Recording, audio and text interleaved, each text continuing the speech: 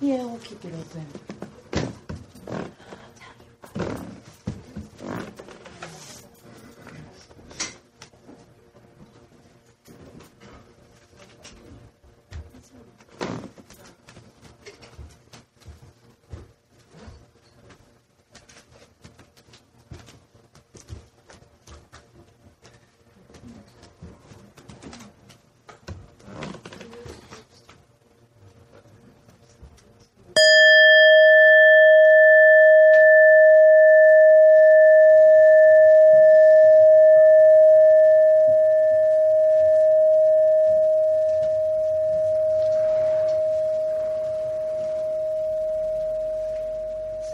Start by closing our eyes.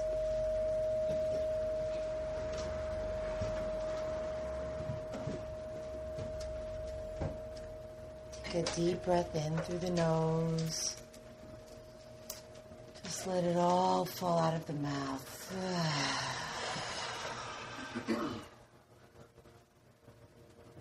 And another deep inhale.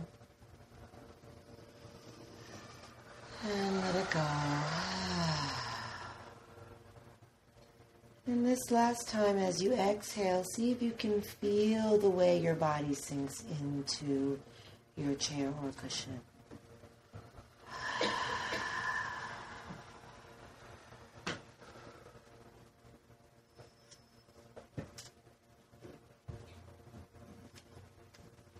If you're sitting in a chair, notice the feelings of your feet on the ground, resting under your knees.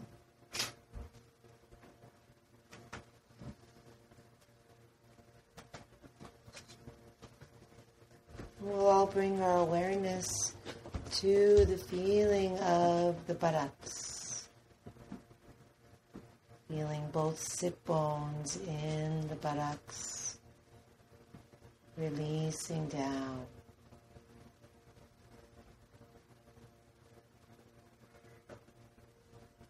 Letting the floor of your belly release. The walls of your belly relax.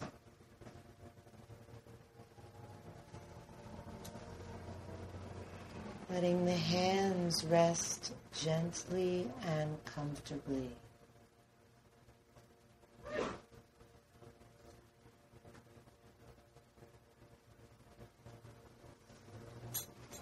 Use your next in-breath to help lift and elongate your spine. And on your out-breath, let the shoulders relax down.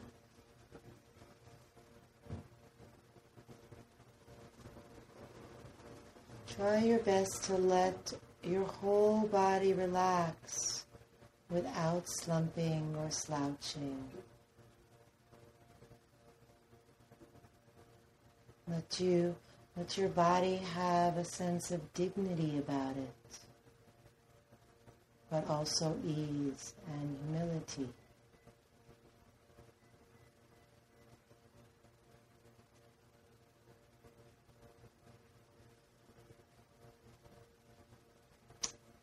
We'll start tonight by establishing an anchor. Your anchor can be the feeling of your breath, sound, any sounds that appear, or in general the sensations of your body, or perhaps a specific sensation like the hands resting. So you decide which one is easiest to focus on.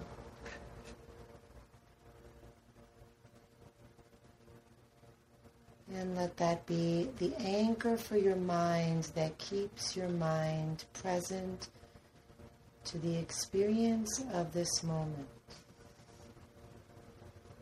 Letting go of the thinking about the thing and just being with the thing itself. The hearing, the breathing, the feeling.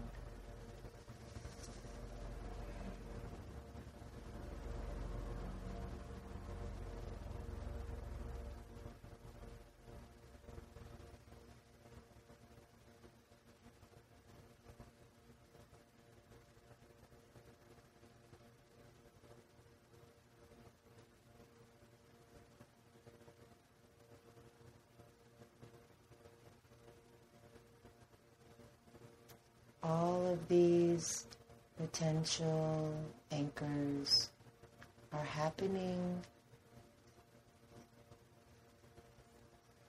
and there's nothing you need to do to make them happen. Your mind doesn't need to go out looking for them, and you don't need to change them. See if you can practice just with your anchor right now, letting it be as it is, and just letting awareness open to receive it.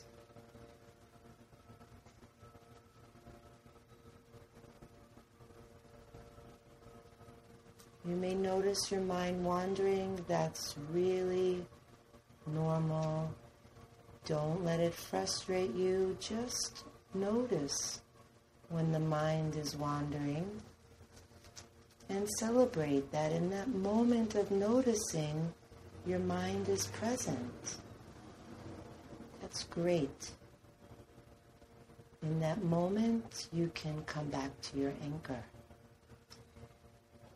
And if your mind wanders again in another second, no problem. Come back to your anchor. This is a training. And just do it again and again until it becomes more the habit to be present than to be wandering.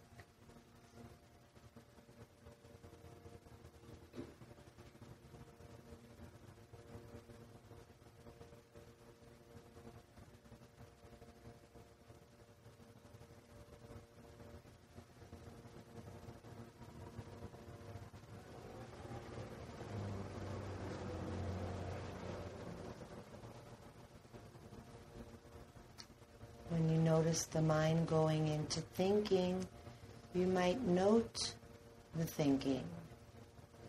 Perhaps just simply with the word thinking, very gently. Just a soft voice, just to acknowledge thinking. If you're aware of the type of thinking, you might note that. Judging, fantasizing, planning, whatever it is. If this seems too complicated, let it go. Noting is a tool that is either beneficial or not. You use it if it is, you don't if it isn't. Don't make it more complex than it needs to be.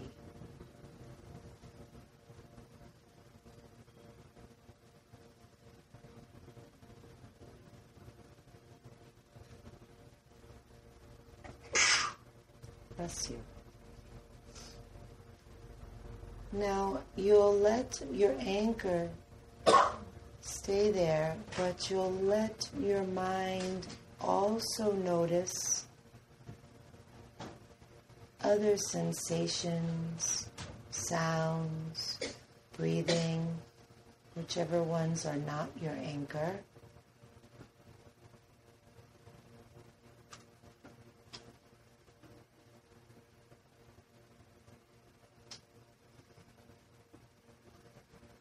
And you might use the noting process for these other experiences as well. So a sensation comes that feels like it's tickly. Rather than respond to the tickle by bringing your hand to it and making it better, you can just be aware of it. Tickle.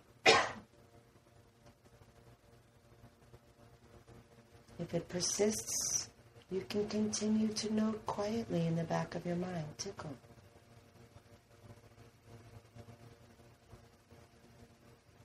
And then maybe something else will come into the field of awareness and you'll note that. Make this as effortless as possible. All these things are happening. Sounds are happening. Breath is happening. sensations are happening.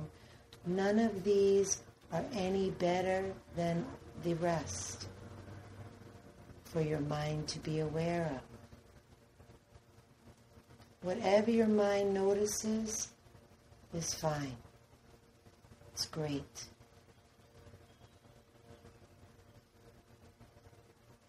If you start to get lost in thought, you can see that causes the body tension. There's a disconnect. We want to try to just notice thinking without engaging in thinking or indulging thinking. Staying with those things that are actually present sense awareness. Smelling might even come in, or tasting might come in. That's fine. Let the senses take in what's happening now.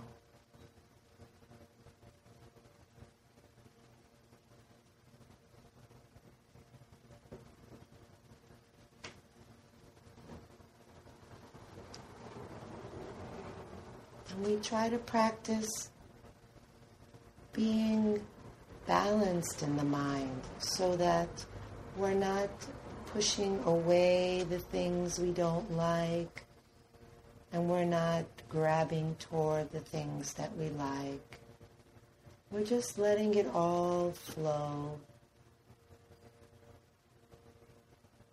Letting awareness simply notice it. Almost like a neutral observer. Like the experience is not happening to you. It's just happening. And awareness notices it.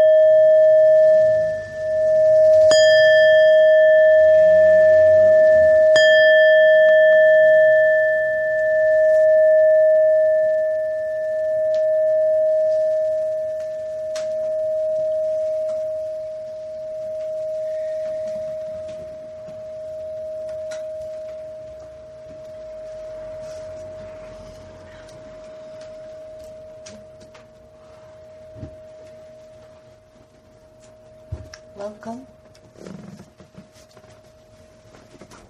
Can I just see who's here for the first time?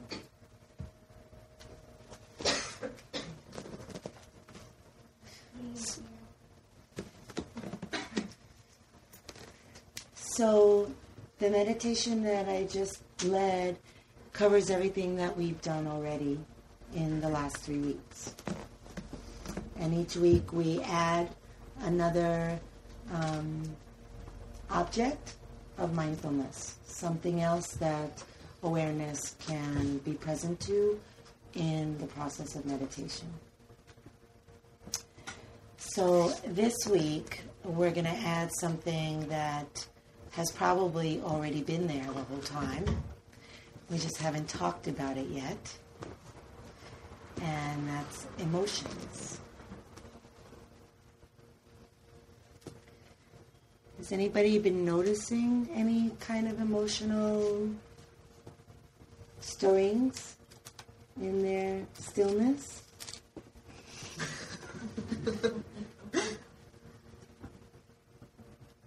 Yeah, it's really common once you sit down and get quiet and still that emotions that haven't been actively dealt with start to surface. And in this tradition, it's generally considered a purification process. So we have emotions that we experience all throughout the day, all throughout our lifetime, and we generally don't fully process them. We don't fully experience them. Often we don't have the time to, or a lot of us were taught that it's not okay to fully feel our emotions, especially boys. That's kind of a sexist statement, but I think in our culture it is very true that men are really not, and this is not obviously 100%, but you know, a lot of times, a lot of people, whatever their upbringing is, it's not okay to feel your emotions. And whatever we're taught, we practice throughout our life. And even if you were taught that it's okay, you know, maybe you're in the workplace and you can't just cry because one of your coworkers has insulted you. And yet there's a hurt there, there's a little wound. And we're taught to just gloss over our hurts and our fears and our worries. And, you know, to some extent that serves us and helps us function. But to some extent we start to accumulate this whole warehouse of emotions that we've not experienced as we've lived our semi-emotional life. And they're not just vanishing and disappearing from our consciousness, they're in our body-mind, they're in our heart, they're with us. And a lot of times if we don't spend any time looking at them, they start to make us sick. And sometimes this happens when we're young, and sometimes this happens when we're old, and we may never know that there's that correlation. And I'm not saying every time you're sick it's because of that. But a lot of times we can start to see diseases emerging from a lot of toxicity in our body from our emotional lives that are not felt and released. So meditation can be an opportunity for your emotional life to move from the unconscious to the conscious. And sometimes this is a very difficult process. And a lot of times it's enough to make people not want to meditate. And you may find that when you're sitting, even if you have a lot of time, let's say you have an hour, and you decide, I'm going to try to meditate for 20 minutes. And you're sitting, and after about 5 or 6 minutes, let's just say, you feel like you cannot sit anymore. And you're not really sure why. You just can't. It's like, I can't do this anymore. You feel like you're going out of your mind. Sometimes the body gets so physically uncomfortable that you just can't stay still. But sometimes it's not clear what's happening and why you can't do it anymore. And a lot of times it's because there's emotions that are knocking at the door and you don't want to let them in. So that was quite accidentally a perfect segue into a poem by Rumi that I want to share. A lot of you have heard this. It's a really popular poem. It's called The Guest House. And I think that this is a beautiful teaching for how to meditate, especially with emotions. So I understand that the poem is actually much longer than this, but I'm going to share this part of it with you. This being human is a guest house. Every morning, a new arrival. A joy, a depression, a meanness. Some momentary awareness comes as an unexpected visitor. Welcome and entertain them all, even if they're a crowd of sorrows who violently sweep your house empty of its furniture.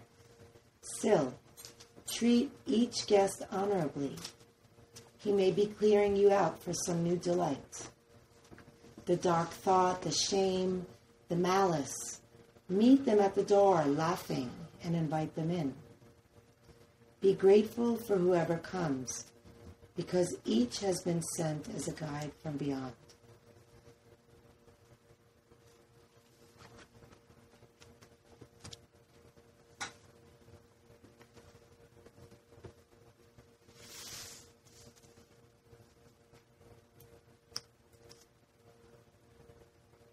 Ultimately, we want to develop a certain sense of inner strength that allows us to meet the difficulties of our hearts and mind with compassion, with kindness, with gentleness, with care.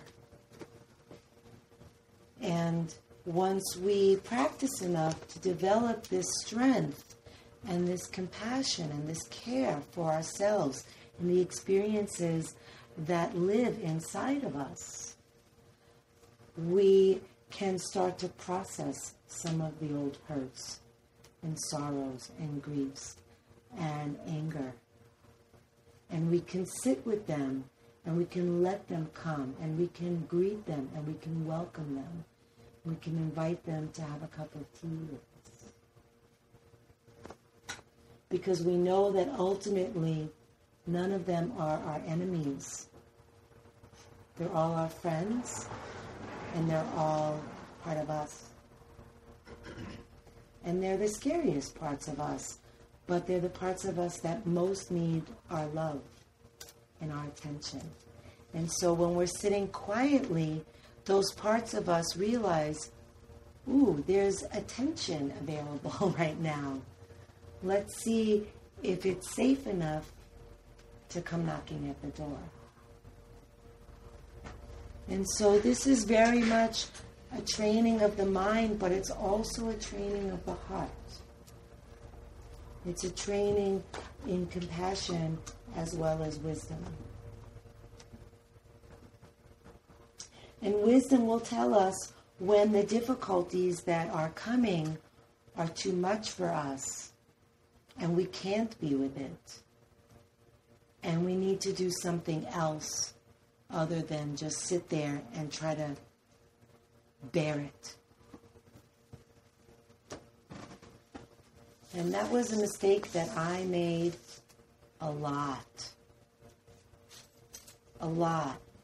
It was really unskillful.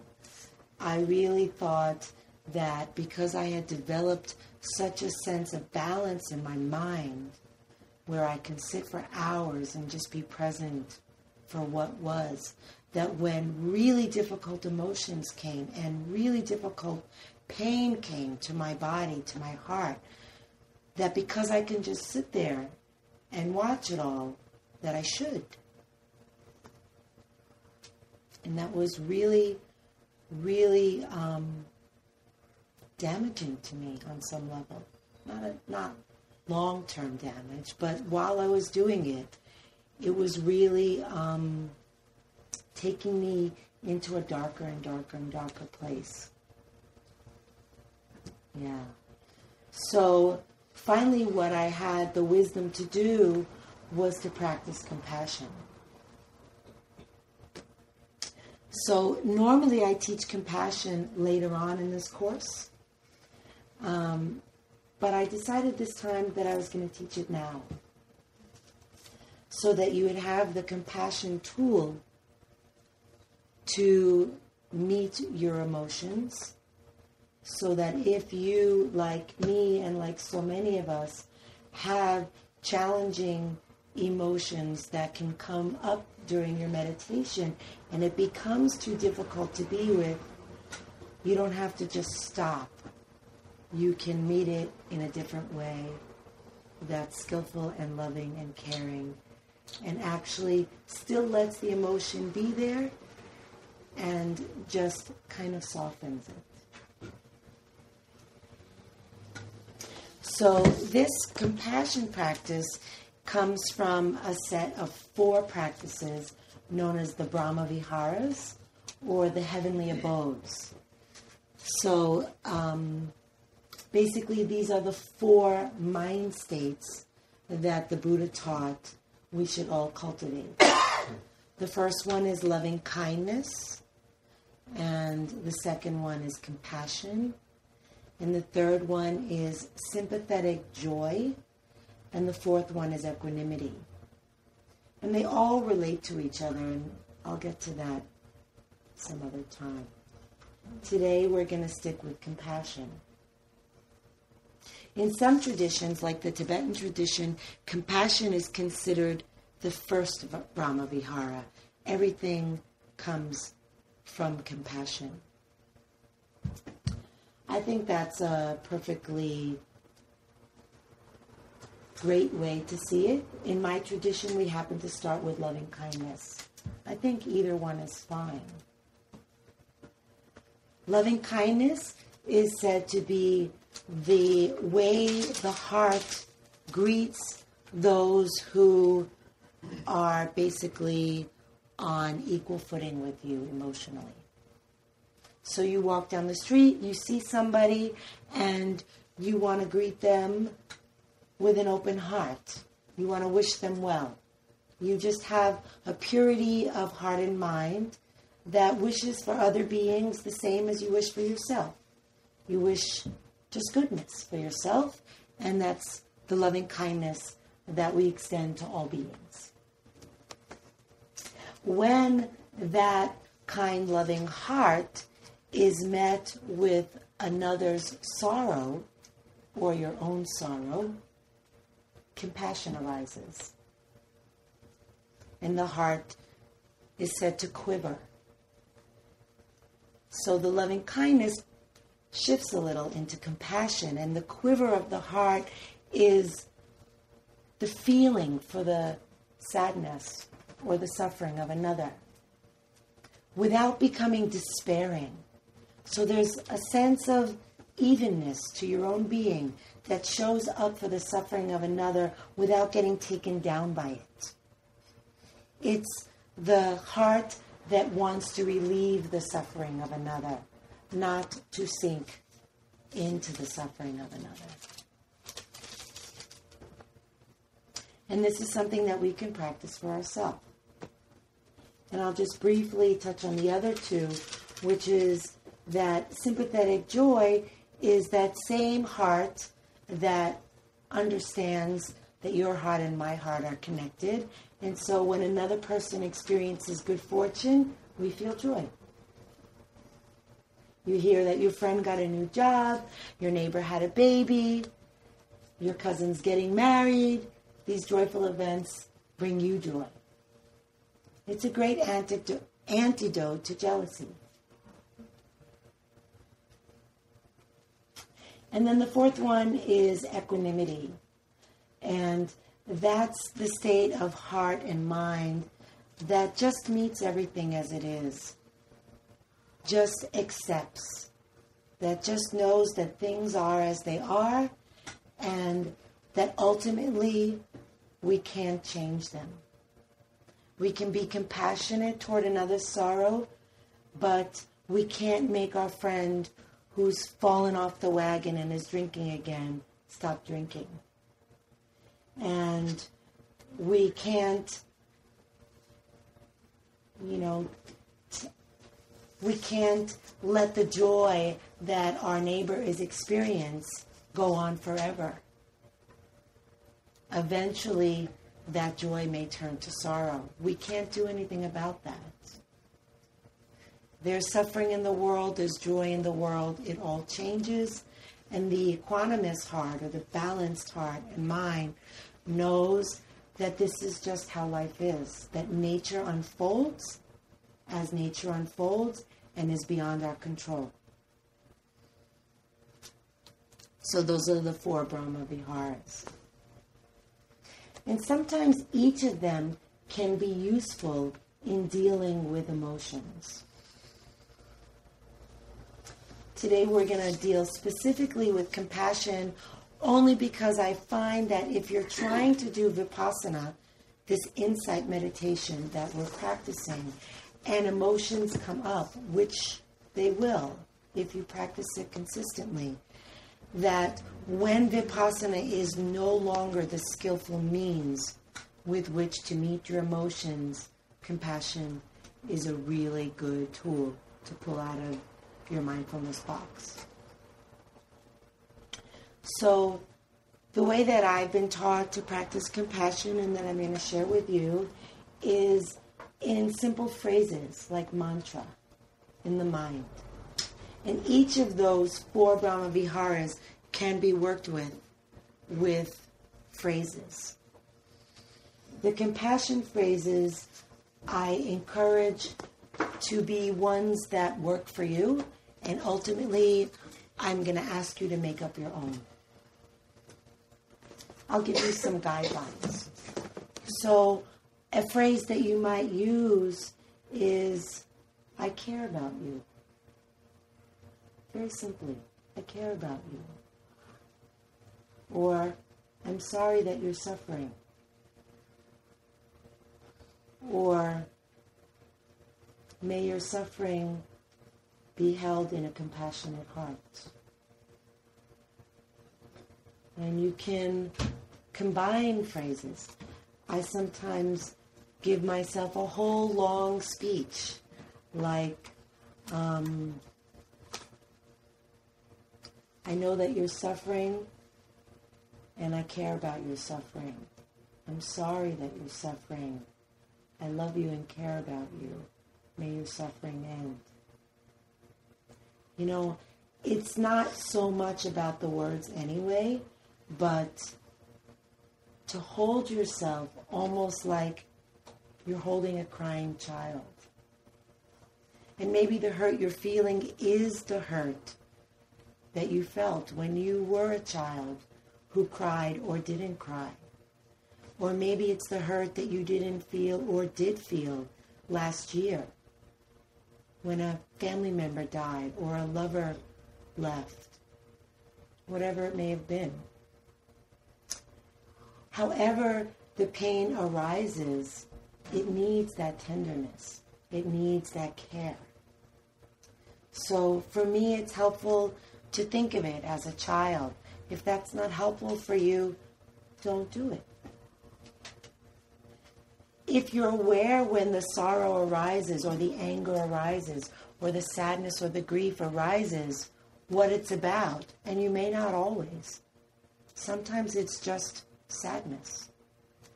But if you're aware of it and you know when it was that this hurt happened and you want to hold yourself at that time in your life and speak to yourself and picture yourself at that time, that may work for you. It may work for you to literally hold yourself. Or just gently stroke your heart or your cheek. I care about you. See how it feels to open yourself to the tenderness that hurt needs. And to let yourself parent yourself, basically. That's what you're doing. You're being your own best friend. You're treating yourself with the very kindness and compassion that you would if the person you love most in the world came to you with that hurt or that anger. And this is really, really difficult because it's often a lot easier to be loving toward another when they're hurt or angry. And our conditioning may instead lead us to be more angry at ourselves for being weak or judgmental of ourselves for being angry. I'm sitting here meditating. I'm supposed to be spiritual. Why am I feeling angry all the time? It's a big misconception in our society that to be spiritual, you have to be like happy and loving and sweet all the time. Like you're floating on clouds. And sometimes those clouds are thunder clouds. And sometimes there's lightning and rainstorms. And to be spiritual is to let all of those expressions be and allow them all. Not to have it, sunshine and roses all the time. But to practice being present for whatever is. Like Rumi says, welcome them all. Every sorrow.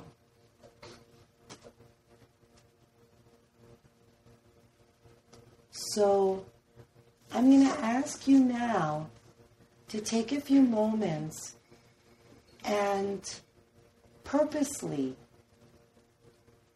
with your eyes closed, purposely invite a difficult emotion. It doesn't have to be the hugest one. This is a practice. Start with what's easiest for you. So let's say you had a little argument with your significant other or somebody at work or somebody cut you off on the road or somebody took your parking space or, something that's manageable. It can be sadness, it can be grief, it can be anger. Doesn't matter. Pick a difficult emotion and just let it arise and just feel it. Feel it. Feel the texture of it in your body. Notice what sensations come with this emotion. Notice if the body tenses. Notice what the mind does. Notice if there's judgment. Notice if you're hating having to feel this. Let it all be. There's no right or wrong way to do this. Just for a moment, let's all close our eyes. And just let a difficult emotion come.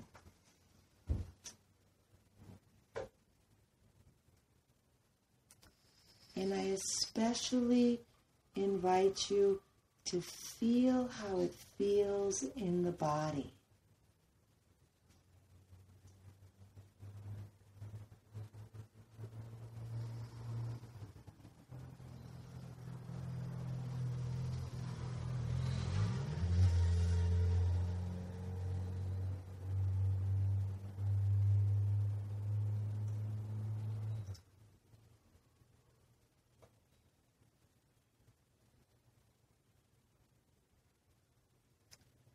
Now I want you to think of a phrase that honors and acknowledges what you're feeling and offers some compassion. That shows some care. It doesn't have to be silly. If you're thinking of being cut off by another driver and it makes you angry, it's okay to be angry. And it's not silly to tell yourself, I realize that you're angry and I'm sorry that that happened and I'm sorry that you're angry. Find the phrase that meets what you're feeling without judgment, acknowledges it, and offers some comfort. Maybe some wish that you feel better in some way.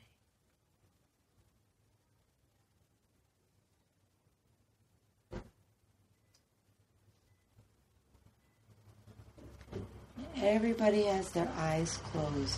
So if you feel brave enough to even add a hand and let it offer you comfort in some way, you might try that. You don't have to.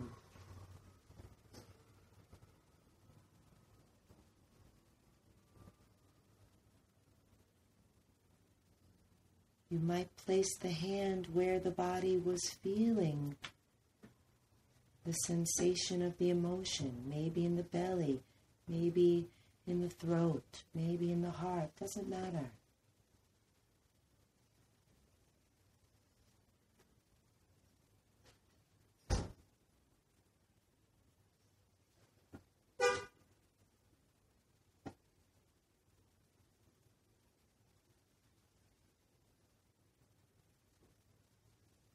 Pick a phrase and just say the same phrase over and over so it becomes a mantra.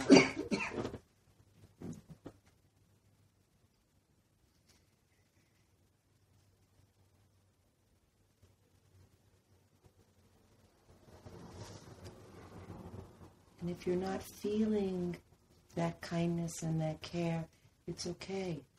It's a practice. We start with the phrases and we practice until the heart is ready and willing to go there. Remember, none of this is easy. Give yourself permission to feel like it's difficult.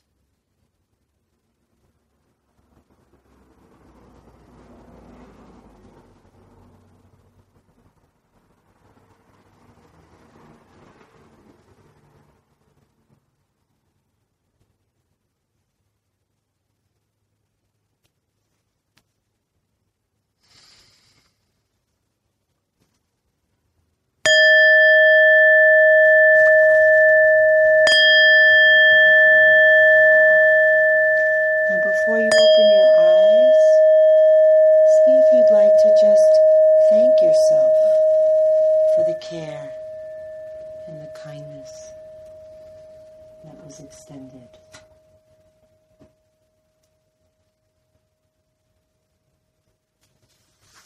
And when you're ready, feel free to open your eyes.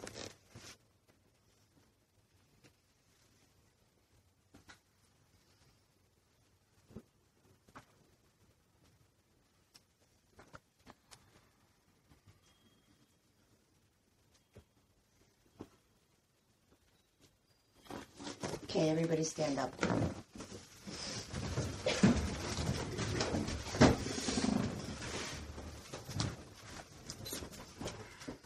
Okay. Bring your hands together at your heart. I'm going to take a deep breath in through the nose. We're going to exhale, and we're going to fling. Inhale, bend the knees a little. Exhale, let it go. And again. Shake it out. You all just looked way too serious. Let it go. Make some funny sounds.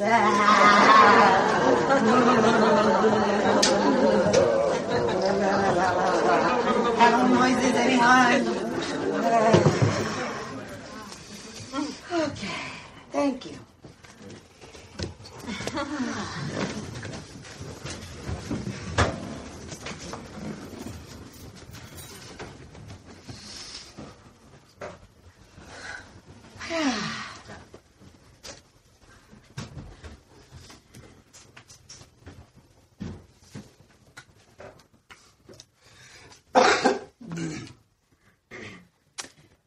So I'm happy to take some questions and some comments, but I want to start with questions first because we end up doing so much, and it's beautiful. I wish we could take all the questions and comments and be here for 3 hours, but I don't think you guys would necessarily sit that long. So I just want to start with questions, and then if we have time, comments. How did you come to the realization that by sitting with your difficult emotions, at what point did you realize that this was no longer a skillful practice?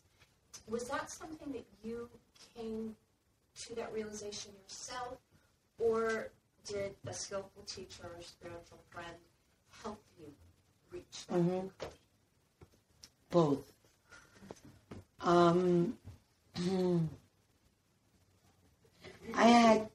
I had a teacher at the time that was telling me what I needed to hear, but I wasn't hearing it. So a lot of times, like probably 95% of what you've heard in this class so far, if you've been coming, is not going to sink in terms of practice. Ultimately, the practice is going to do itself. But you'll find as you practice more that some of the seeds that were planted will start to grow. And that's what happened to me. That I started to get to a place where I had enough wisdom that I could recognize what I was doing that was unskillful, and then I was able to draw upon the teachings that I had heard and apply them. I hadn't really been taught to use the compassion practice per se when things became too difficult. That was kind of a spontaneous arising.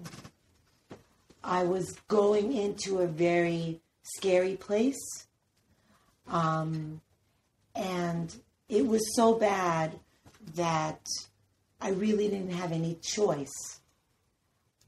I literally got myself up off the chair where I was sitting and sobbing and laid down on my bed and started rocking and holding myself and shaking and crying.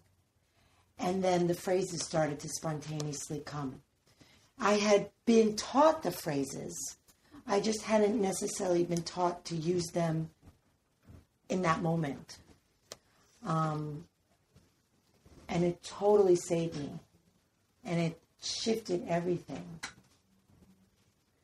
And then once compassion set in, I was able to have enough equanimity to realize, okay, I've been practicing kind of crazily.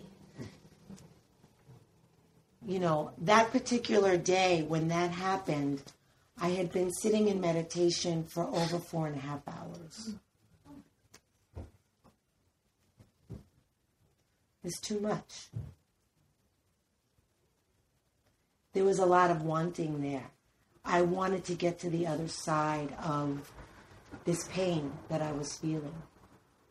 And so I just sat and sat and sat, thinking that I could work my way through it.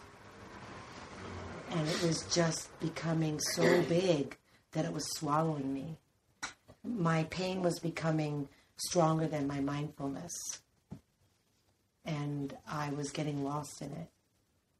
And so after that was when I started to realize that there needs to be more balance and that the mindfulness always needs to be stronger than the thing that it's mindful of.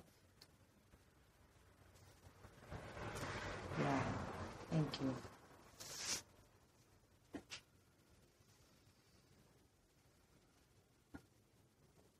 Jane?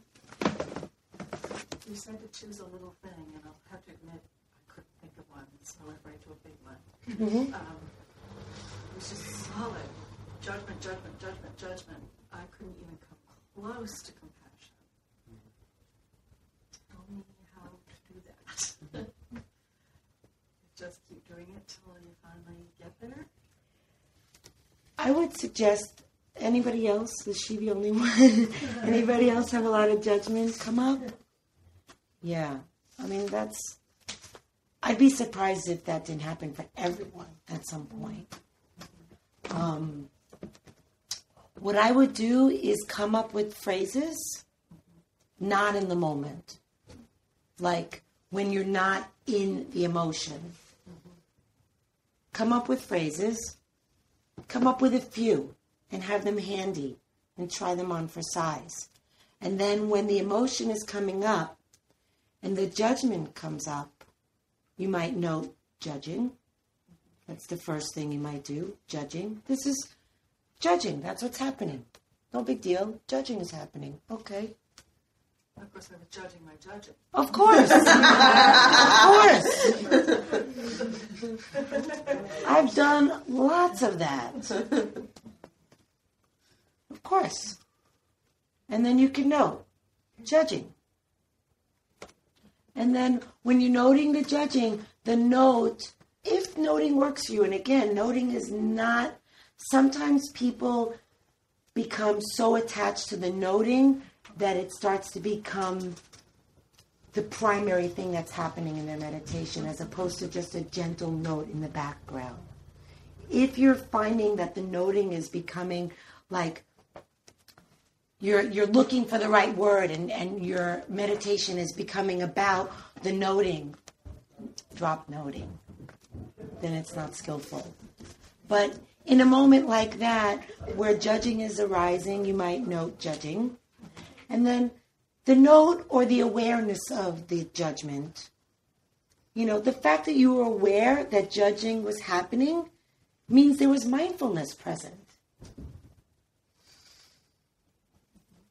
So in the moment when awareness sees judging, there's a moment of space. And at that moment, there's choice that becomes possible, right? That's why we practice mindfulness. It gives us space around what's happening so that we can choose how to respond skillfully. So in the moment that your awareness sees judging, you can feel how painful it is to be judging. Painful in the body. Judging hurts. It hurts us. And you can feel the pain in the body. And then maybe that leads you to compassion. And then you could say, oh, this hurts. I'm so sorry that you're going to judgment right now. This is so painful.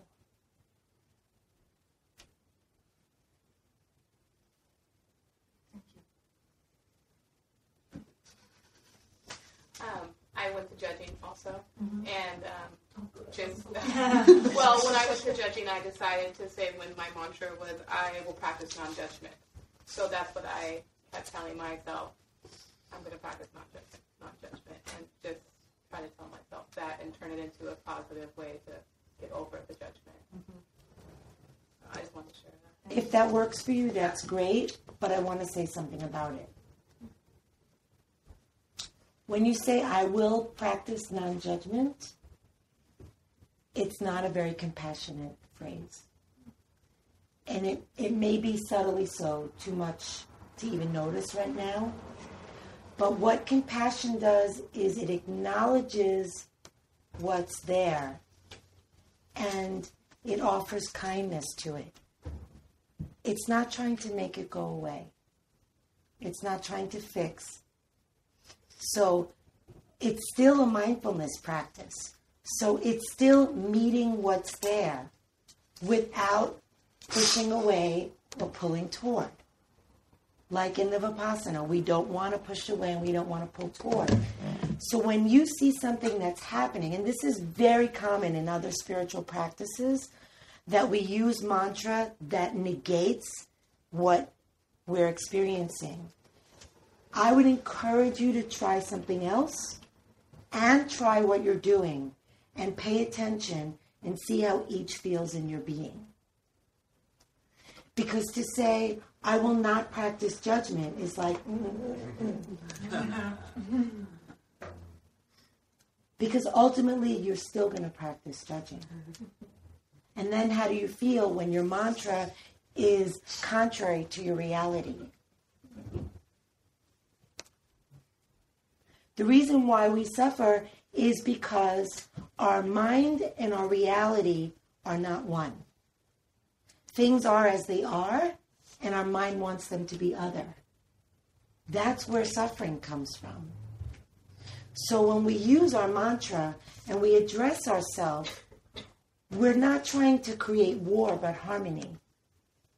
And if judging is what's happening, then if we're saying, I'm not going to judge, we're at war with judging. Does that make sense? If we say, I see that you're judging. I know that judging is a habit. I know that judging is painful. I'm sorry that you're judging. It softens the judging in a way that doesn't make it wrong. It's kinder. So that's what we want to try to do. Pick something that doesn't negate what's happening, but acknowledges it and offers compassion. I'm sorry that you're so angry. That must be very painful. I can feel how painful that is to have so much anger burning inside of you. Not to make the anger go away and not to make the anger wrong.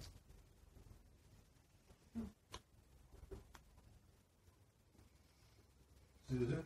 Yes. That boy in the corner. Okay. I have confusion over compassion when compassion towards others conflicts with compassion to yourself. And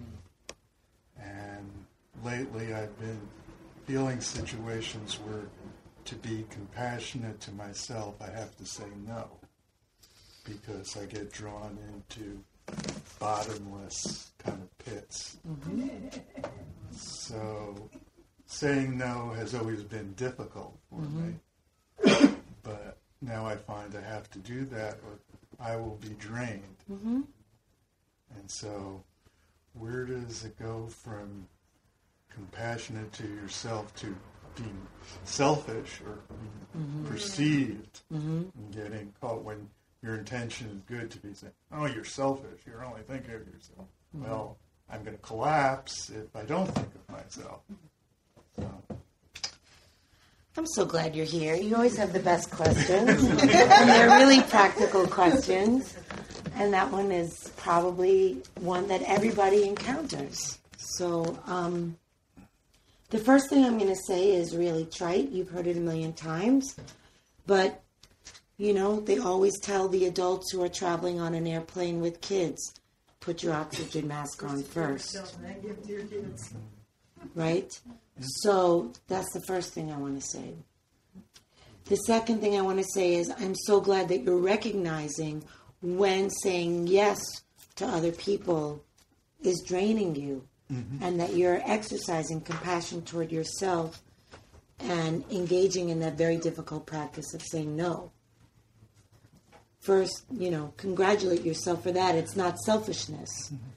You know, to be a kind human being in this world, you need to have energy. And if you're draining yourself by giving of yourself over and over and over again without regard for what's good for you, that's not really serving anyone. So good for you for having that compassion. Now, compassion for yourself doesn't have to conflict with compassion for others. Compassion wants to relieve the suffering of another or the suffering of yourself. But compassion must always be tempered by wisdom. And wisdom must always be tempered by compassion. These are the two wings that help you fly toward freedom. Okay? They have to be balanced. So when somebody comes to you with their suffering and you feel for them because you're a compassionate being and you're checking in with yourself and you're realizing that there's an action that you want to take to relieve their suffering. And you're also realizing that that action would drain you. You can still say no without negating the fact that you had that compassion. The compassion is the feeling, not the action. So you can be there for someone and say, I'm so sorry. You know, your friend needs $20 and it's the last $20 you have in your pocket, and without it you won't eat. So maybe you go and you share a meal and you both eat. You find a way that meets both of your needs. Or if the best you can do is say, I need to feed myself so that I have strength, so that I can go to work and I can make some money, and then I'll give you $20. You do that. Or if the best you can do is say, I'm so sorry you're hungry. I know how terrible that must be for you. If I could help you, I would. Because when somebody's suffering, they don't only want help, they want care. And you can always give your care as long as you don't, like you say, let yourself get sucked in so much. Have appropriate boundaries for yourself as you're guided to do by what feels self-loving. Thank you. I have kind of a funny little tool that worked for me just the other day. It's not very heavy, so I think it applies well to this, if I may. I had just worked 24-hour shifts. I was totally exhausted. I'd left the door open on the house, and somebody came by, a solicitor came by to sell, like a kid, came by, wanted to sell me magazines or something, right? So he knocked, and normally I have time, I'll hear him out at least, maybe, do what I can, but I literally, I had nothing left to give. And I was standing there in my shorts, nothing else on, just, you know what, I'm busy. I just looked at him, and I had this look of desperation. And he's like, all right, man, have a good one, And it was, it's tough to deal with solicitors. I actually used to be a solicitor. I worked outside of Sprouts or selling Greenpeace memberships. And so, I feel the pain. I know what it's like. I know how much that hurts. And I've been trying for years to figure out a good way to show compassion when you've got nothing left in those situations. And that was just one that worked for me, and maybe it'll work for you. But I was just like, look, I'm busy. I'm not going to tell you busy doing what. It's not. I don't have that energy. Right. But just know I'm not trying to be rude. I can't. Right? Yeah. And so sometimes in those situations, figuring out what works for you, a mantra, if you will, that you feel okay with, and maybe they will understand either then or maybe with time. Because it's okay. You can't give to everybody all the time. You've got to put that mask on. I like that metaphor. You got to put your mask on yourself first.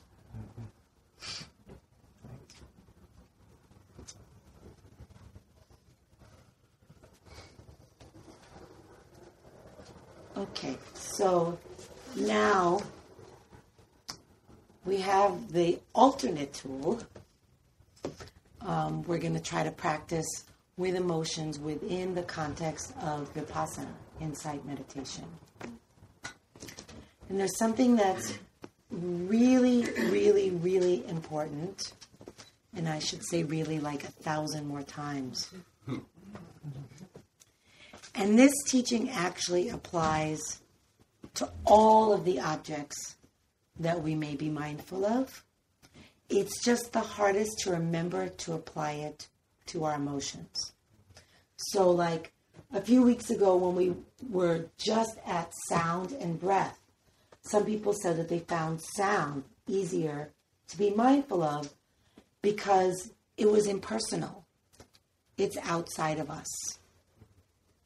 And then breath becomes a little more personal, but still neutral. And then sensations becomes personal and maybe not so neutral. And emotions feel really personal and almost never neutral.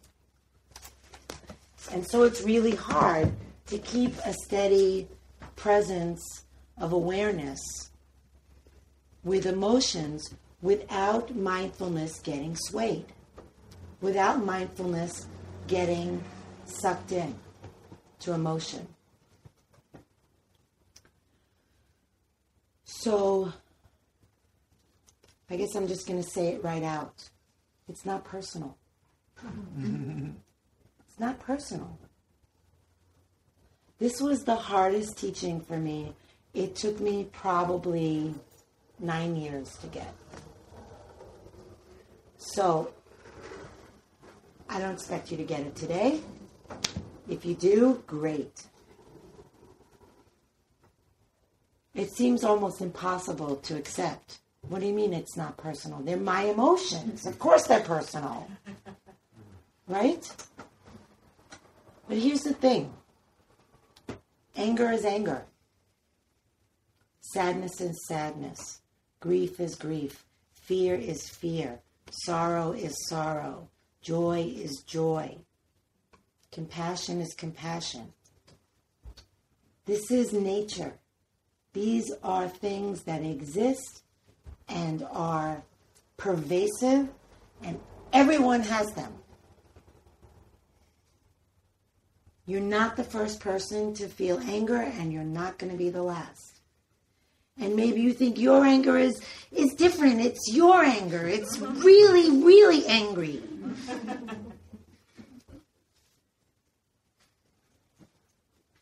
It's anger. Anger is happening. It's not your anger. And even if this doesn't make any sense to you whatsoever, fake it. Just tell yourself, it's not my anger. It's just anger. Anger is happening.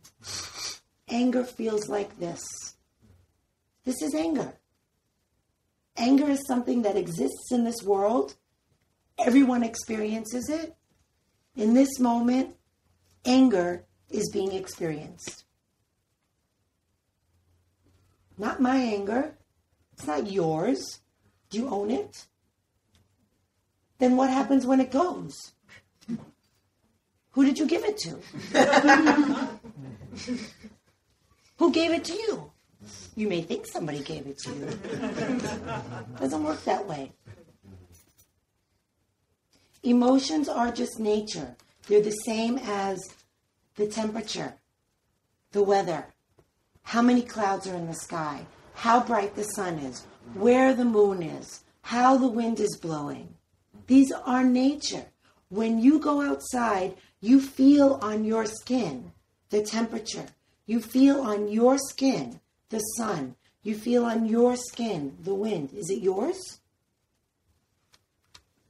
Just because you feel it doesn't make it personal. We have sense doors. We see, we smell, we hear, we taste, we touch. Touch is not just the hands. Touch is the experience of sensation. And what you'll notice is that emotion is just an experience of sensation.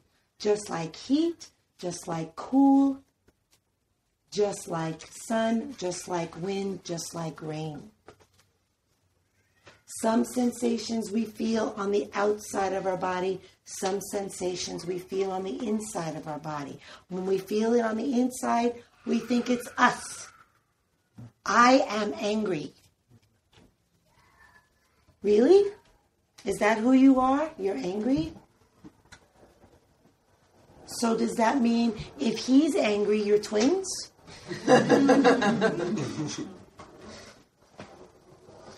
Anger is a phenomenon. Emotions are phenomenon. They come, they go. Some stay longer. Some are fleeting.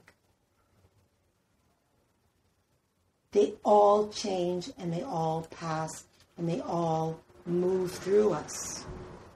And we feel them as sensation and we glom onto them as ours. And that creates suffering. So if you were here in the first class, we talked about the three main ways that we suffer. Wanting something, either wanting something that we already have and not wanting to lose it, or wanting something we don't have. Not wanting something that we have in our experience we don't like and we don't want it. And the third one is confusion. Confusion shows up in many ways, but the most confusing thing that we experience that makes us suffer is the belief that this is who we are in this moment. I am angry. This anger is mine. I am sad. This sadness is mine. That's wrong thinking. That's confusion.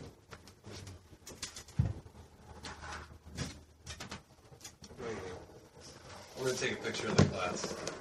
Sorry. So, is anybody not okay with being photographed? We'll crop you out if you are. We have a meetup group, and I just remember I need to get a picture for the page. So you guys are going to be in it. I do prefer that. Okay, I'll crop you out. I gotta call my agent. I gotta call my agent. Anybody in the witness protection program can silently stand up and leave. Yeah, I don't think you'll even be able to see the faces. It's pretty dark, but I'm just kind of getting the room with some beings in it. Beings accept that being. Exactly, gotcha. Thank you. Not everyone's going to fit in anyway, so.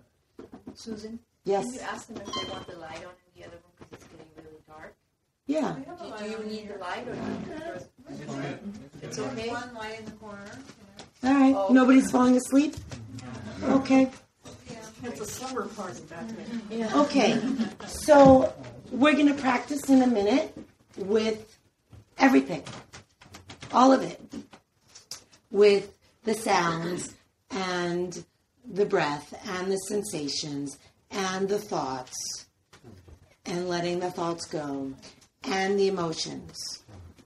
Adding to all the experiences that become included in our field of awareness, knowing that the emotions are welcome and they're not ours. They're visitors. Right? This place, this being human is a guest house. The visitors come. The sound is a visitor. The thought is a visitor. The sensation is a visitor. The emotion is a visitor.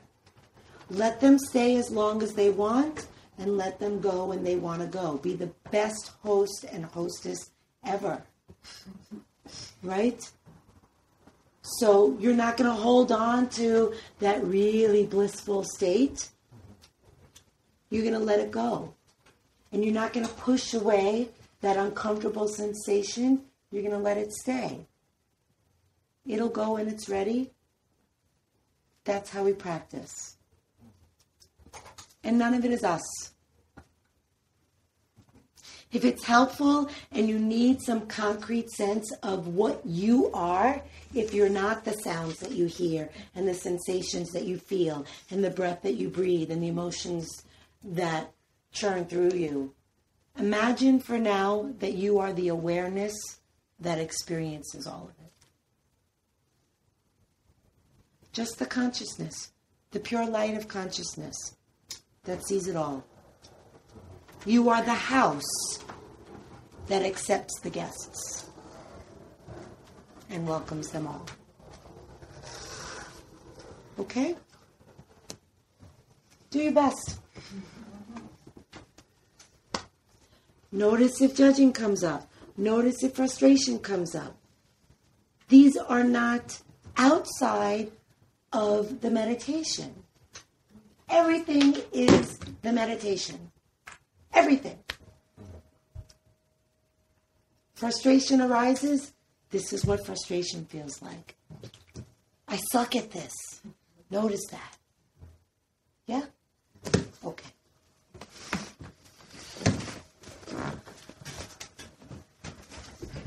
Sitting comfortably. Spine erect. Sit bones grounded. Let the shoulders relax. Let the eyes soften. Feel the places of tension in the body like ice cubes. And then just let the ice melt to water. And the water turn to vapor.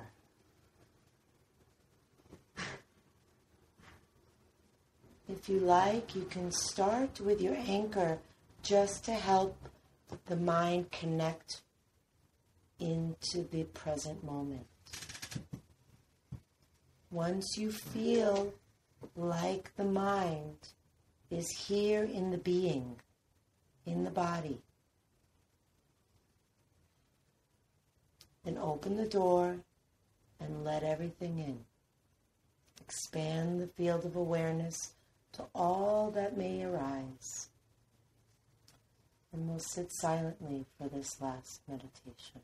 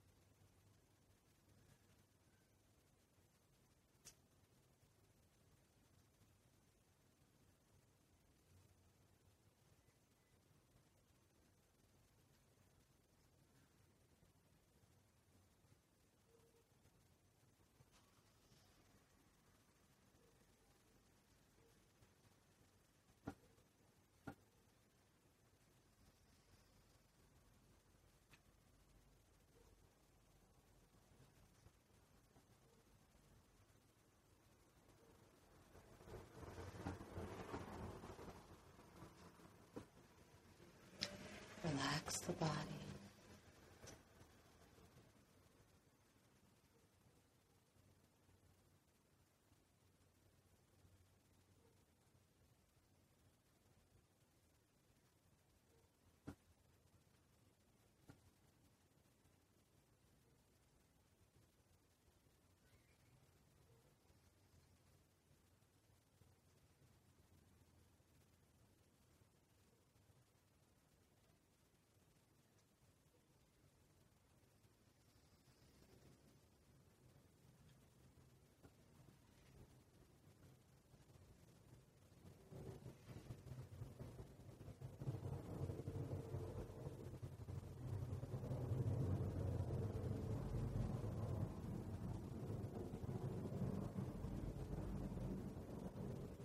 Just being with what is. Doing nothing. Needing nothing. Looking for nothing. Awareness simply knows what's happening.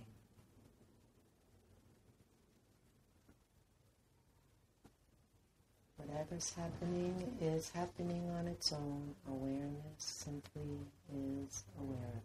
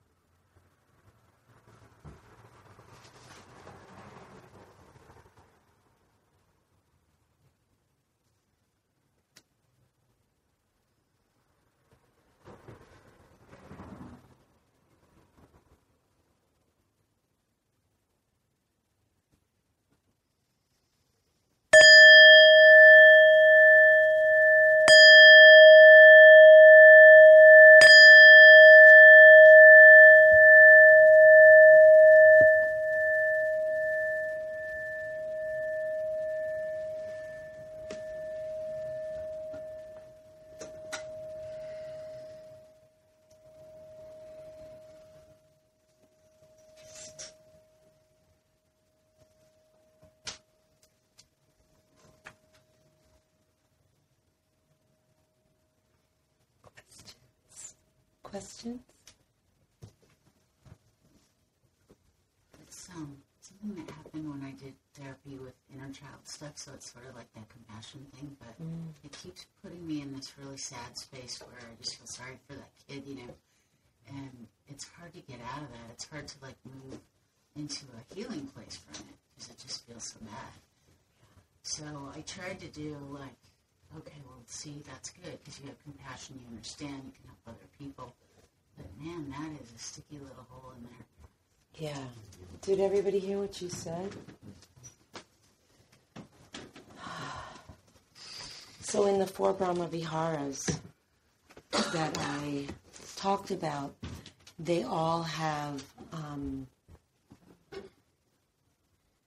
close cousins, so to speak. And they have near relatives and distant relatives. So, the distant relative of compassion is pity.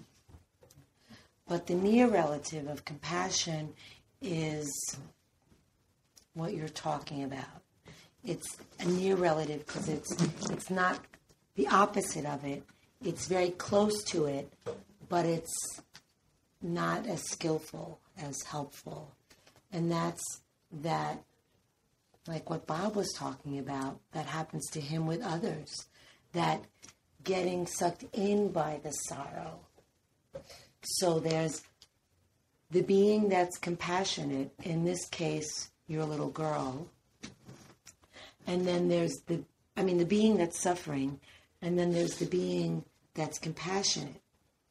And if the being that's compassionate feels too much of the sorrow, then there's no equanimity. You just get sucked deeper and deeper in. So the practice is to try to put a little bit of distance between the sorrow and the compassion for the sorrow. And doing the meditation helps give us that inner strength to develop the equanimity, the balance that can feel for that suffering without having to feel the suffering. Feel for the suffering instead of feel the suffering. It takes practice, but the fact that you have awareness that that's what's happening is very helpful. And so it could be helpful to practice with really seeing yourself as a separate, strong, benevolent being that can just hold that child without being destroyed by how hurt she is. Because you're not her. So really, really creating that strong adult that has the mindfulness that's solid enough to create a sense of presence that holds the space for the suffering without being drowned in it. So you're like the life raft that comes rather than coming out to rescue and you both drown. And how to do that? It just takes practice.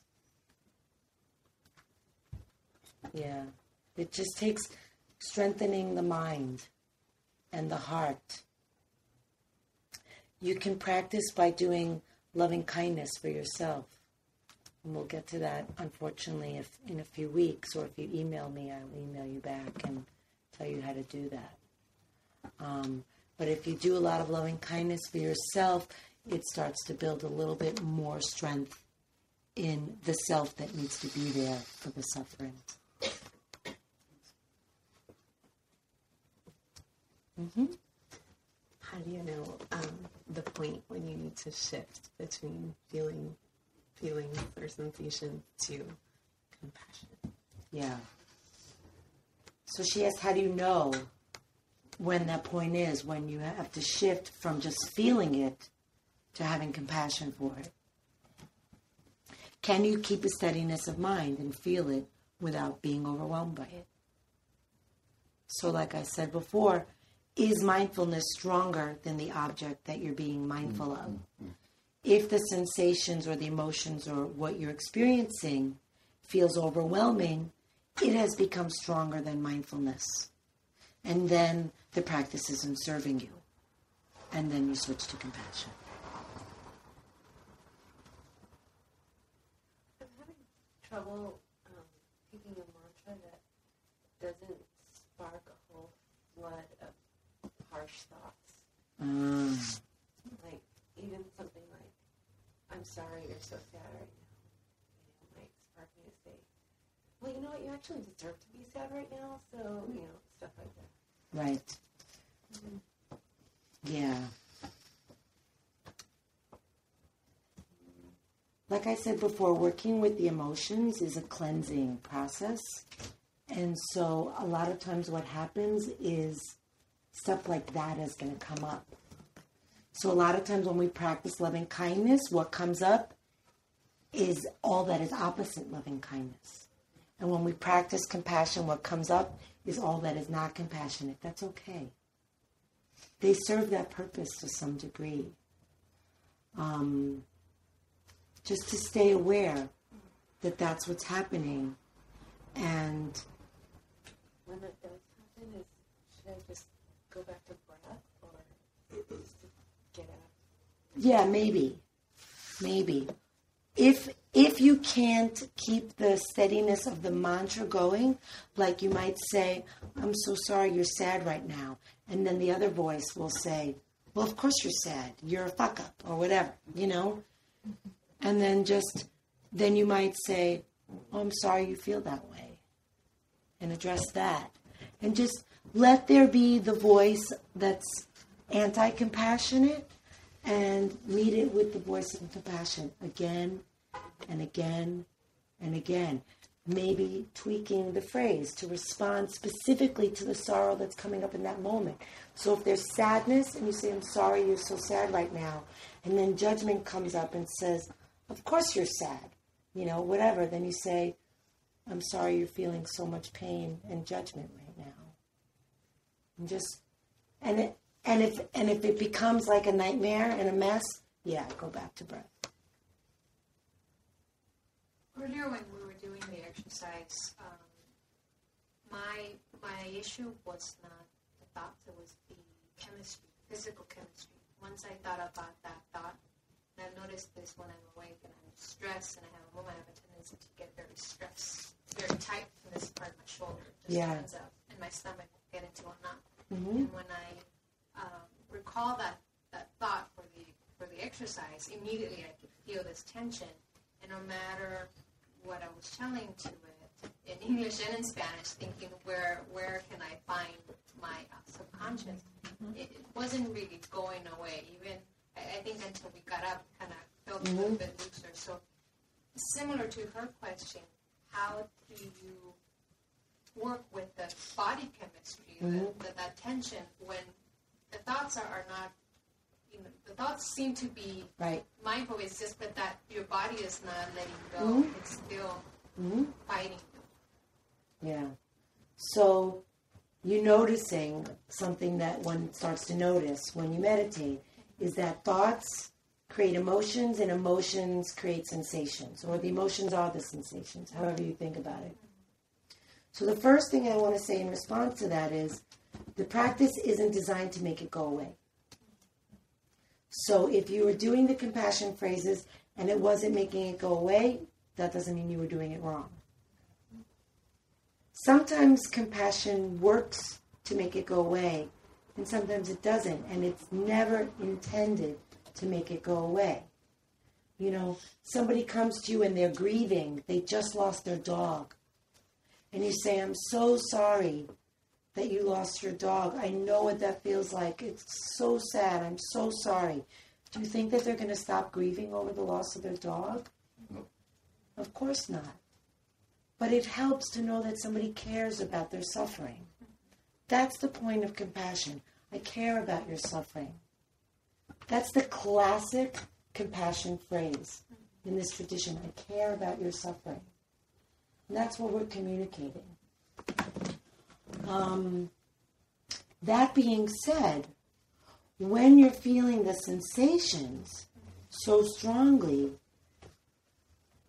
you can really get into the sensation and start feeling the sensation like as if it's under a microscope, and let your awareness feel the burning, feel the tightening, completely welcome it, dive into it, feel it fully.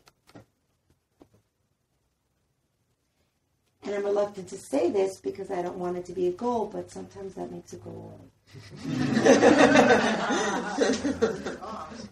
Susan? Yes. Natalie's question just confused me on some certain points. Like, we talk about this mindfulness being what is versus what we like.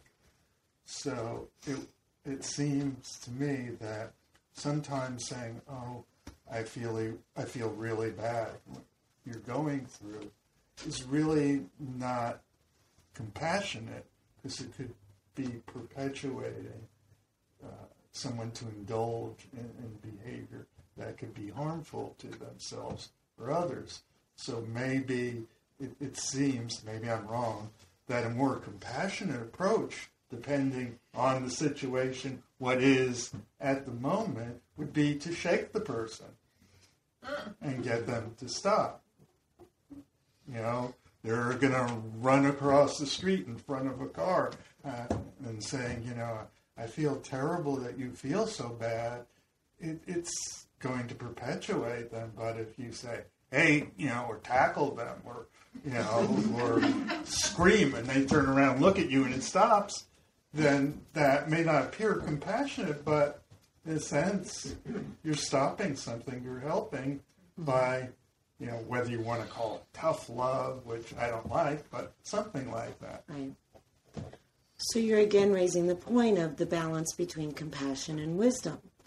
If somebody says to you,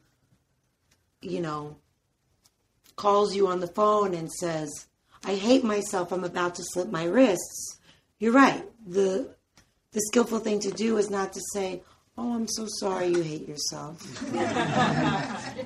You need to act immediately to prevent harm. Right. But most of the time, regardless of what your action is, most of the time, and, see for yourself, most of the time, whatever action you're going to take will be received more effectively if first you offer the compassion.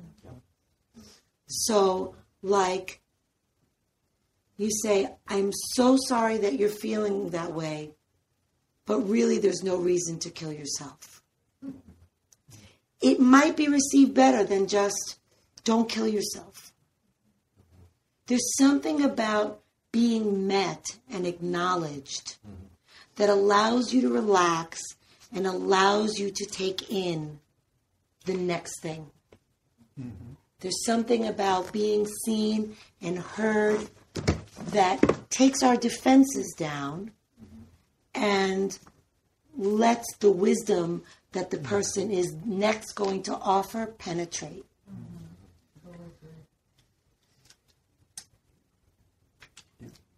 And in an emergency situation, act.